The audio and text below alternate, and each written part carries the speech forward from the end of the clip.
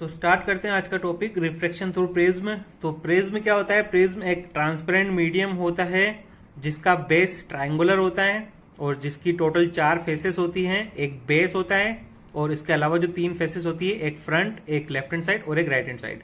तो जिस तरीके का शेप एक पिरामिड का होता है, पिरामिड आपने देखा होगा, सुना होगा, उसी शेप में प्रिज्म होता है। हाँ, बस ये ट्रांसपेरेंट मीडियम का बना होता है। तो यहाँ पे हमने जो प्रिज्म लिया है उसका रिफ्रैक्टिव इंडेक्स लिया है म्यू, और इसके सराउंडिंग जो मीडियम है वो है एयर।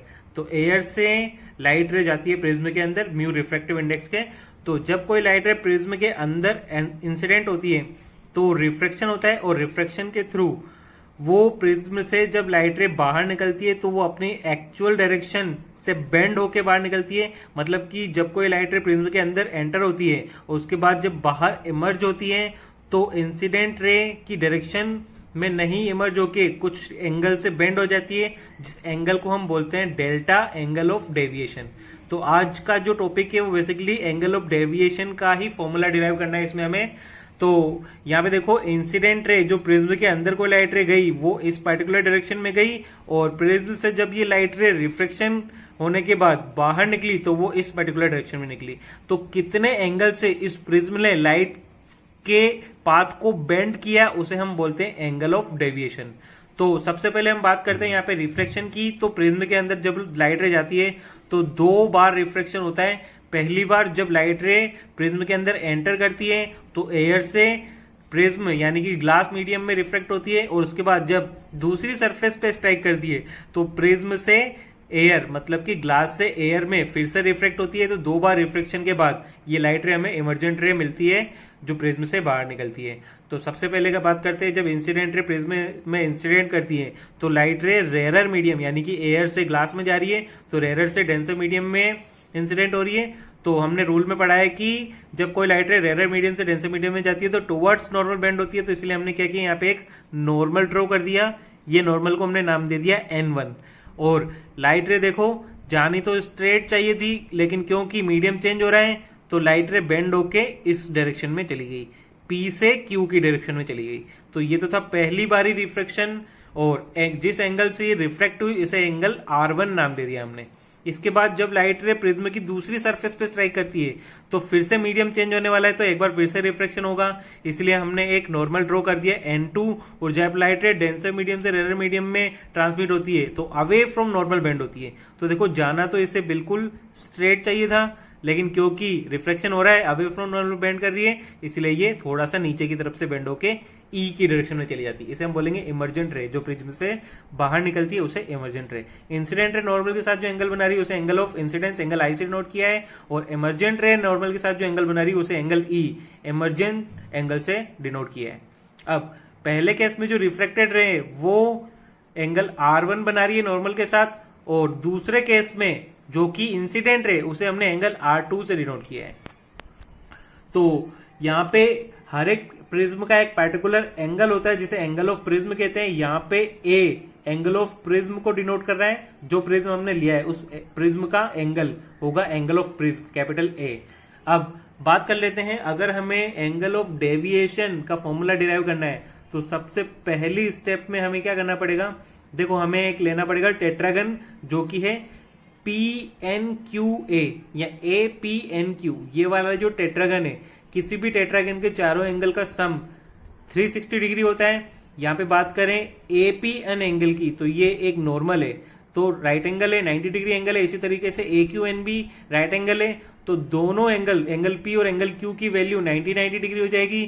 तो टोटल एंगल कवर करते हैं चारों एंगल किसी टेट्रागन के 360, 90 इसने गेन कर लिया, 90 इसने गेन कर लिया, तो बचे 180 जो मिलेंगे एंगल A को और एंगल PNQ को।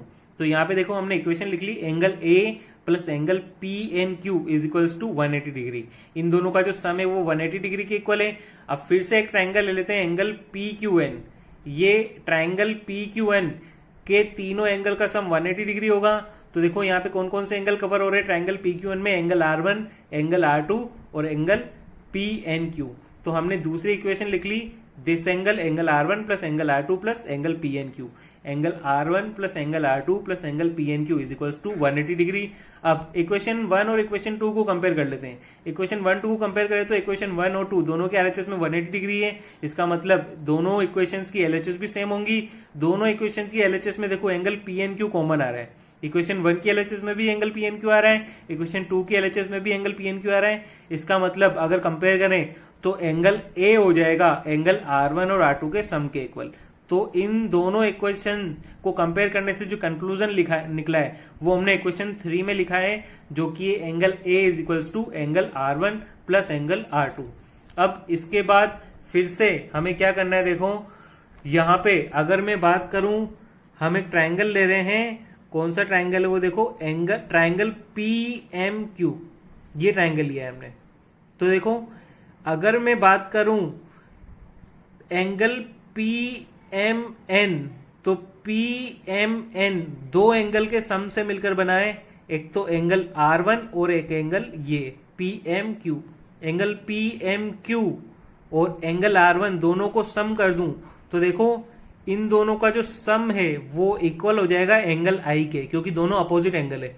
तो एंगल I जो है एंगल R1 और एंगल PMQ जो ये वाला एंगल है, इन दोनों के सम के इक्वल होगा क्योंकि दोनों अपोजिट एंगल हैं। तो मैं इस इक्वेशन को इस तरीके से लिखूंगा, देखो angle I is equals to angle R1 plus angle MPQ। क्यों? क्योंकि ये दोनों हैं अपोजिट एंगल।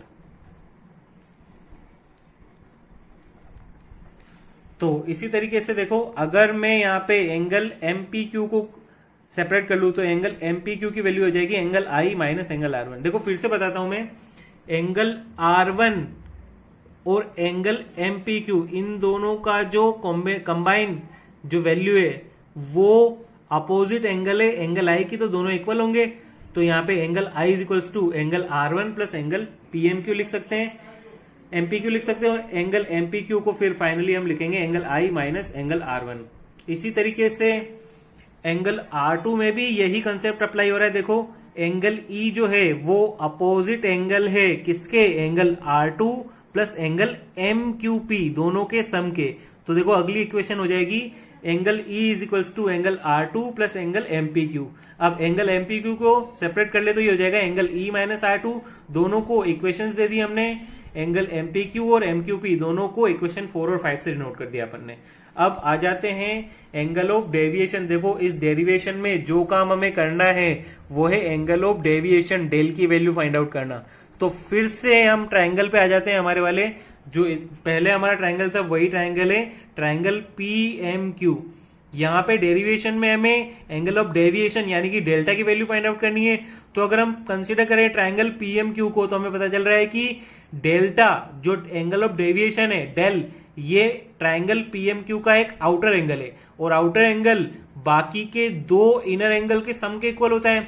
तो डेल इक्वल टू हो जाएगा angle PM, del equal to हो जाएगा angle MPQ plus angle MQP के सम के। तो मैंने ये इक्वेशन लिखी है, देखो del equals to angle MPQ plus MQP, और इक्वेशन 4 और 5 से हमने एंगल MPQ और MQP की वैल्यू फाइंड आउट की थी, तो वो इक्वेशन 6 में पुट कर देंगे। तो देखो एंगल MPQ की वैल्यू तो हमें मिली थी एंगल I माइनस R1 और MQP की मिली थी E माइनस R2, दोनों पुट कर दिए हमने।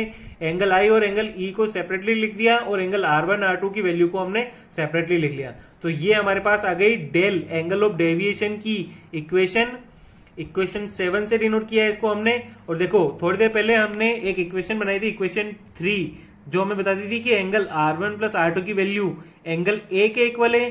तो यहां पे देखो एंगल R1 प्लस R2 की जगह हम पुट कर सकते हैं एंगल A, जो कि इक्वेशन 3 से हमें मिला था। तो इसको सोल्व करने पे देखो हमें क्या इक्वेशन मिलेगी, डेल इक्वल टू हो जाएगा I plus E minus A। I angle of incidence, E angle of emergence और A एंगल ऑफ प्रिज्म।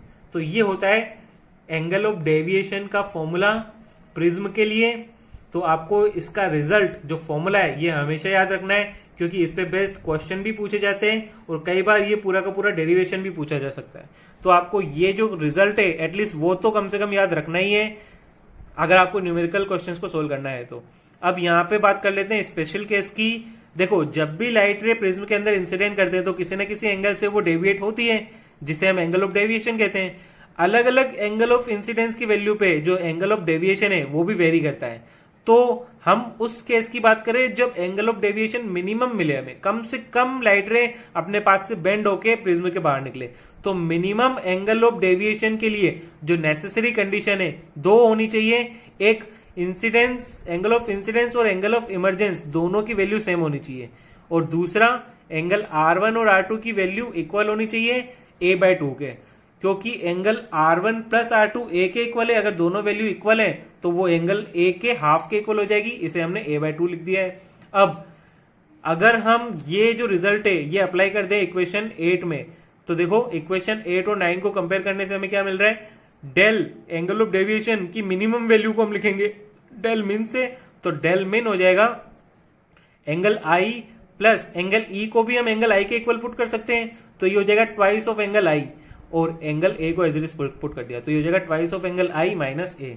और यहां से अगर मुझे एंगल I की वैल्यू को सेपरेट करना है तो एंगल I हो जाएगा डेल मिन प्लस A/2। तो मिनिमम डेविएशन के केस में जो एंगल ऑफ इंसिडेंस है उसकी वैल्यू होनी चाहिए डेल मिन प्लस A/2। ये इंसिडेंट एंगल ऑफ इंसिडेंस की वैल्यू मिनिमम डेविएशन के केस में। अब अगर मैं इस प्रिज्म में स्नेल्स लॉ को अप्लाई करना चाहूं तो देखो लाइट रे जा रही है एयर से ग्लास में, तो एयर को ले लेते हैं मीडियम 1 और ग्लास को ले लेते हैं मीडियम 2। तो यहां पे अगर स्नेल्स लॉ अप्लाई करें तो स्नेल्स लॉ क्या कहता है, साइन ऑफ एंगल ऑफ, ये रहा स्नेल्स लॉ अप्लाई किया, sine of angle of incidence is equals to mu sine R. तो यहाँ पे देखो लाइट रे जिस मीडियम से आ रही है उसे लेफ्ट हैंड साइड में ऊपर की तरफ लिखा जाता है, लाइट रे जिस मीडियम में जा रही है उसे राइट हैंड साइड में नीचे की तरफ लिखा जाता है। तो 1 मीडियम से 2 मीडियम में जा रही है तो 1 म्यू 2 लिख दिया साइन आर। अब I की वैल्यू यहां से पुट कर दी हमने जो मिली थी del min plus A/2 minimum deviation के केस में, तो वो हमने यहाँ पे पुट कर दी। देखो साइन I की जगह हमने पुट कर दिया डेल मिन प्लस A/2, और एंगल R की वैल्यू है A/2, तो sine of angle of R की जगह हमने पुट कर दिया A/2। अब आ जाते हैं 1 म्यू 2। 1 म्यू 2 को हम लिख सकते हैं क्योंकि ये रिलेटिव रिफ्रैक्टिव इंडेक्स है, तो relative refractive index of medium 2 with respect to medium 1 को हम म्यू 2 बाय म्यू 1 से लिख सकते हैं। अब म्यू 2 जो कि हमारा प्रिज्म वाला मीडियम है उसका रिफ्रैक्टिव इंडेक्स हमने लिया है म्यू। देखिए जो प्रिज्म है उसका रिफ्रैक्टिव इंडेक्स म्यू लिया है, तो म्यू 2 की जगह हम पुट कर सकते हैं म्यू, और म्यू 1 जो हमारा मीडियम है एयर, एयर का रिफ्रैक्टिव इंडेक्स होता है 1, तो म्यू 2 और म्यू 1 की वैल्यू पुट कर देंगे एलएचएस में, और साइन में I की और R की वैल्यू पुट करने पे जो हमारे पास रिजल्ट आएगा वो ये रिजल्ट आएगा। ये रिजल्ट शो करता है कि मिनिमम एंगल ऑफ डेविएशन के केस में जो रिफ्रैक्टिव इंडेक्स है उसका फॉर्मूला क्या होता है, उसका ये रिजल्ट है, स्पेशल केस के थ्रू हमें मिला है। तो ये चीज हमारे पास आती है स्पेशल केस में कंक्लूजन निकल के। इस रिजल्ट को हमें हमेशा याद रखना है क्योंकि कई बार क्वेश्चंस में पूछा जाता है मिनिमम एंगल ऑफ डेविएशन की केस में रिफ्रैक्टिव इंडेक्स का से बेस्ट क्वेश्चन हमसे पूछे जा सकते हैं। तो आपको इस डेरिवेशन से दो रिजल्ट आपको याद रखने हैं, एक तो एंगल ऑफ डेविएशन का formula I plus E minus A, और दूसरा मिनिमम एंगल ऑफ डेविएशन के केस में रिफ्रैक्टिव इंडेक्स का फॉर्मूला वो है sine del min plus A/2 divided by sine A/2। तो ये था हमारा prism, reflection through prism. Next class में हम पढ़ेंगे dispersion of light through prism. तो आज के लिए इतना ही है। Thank you everyone.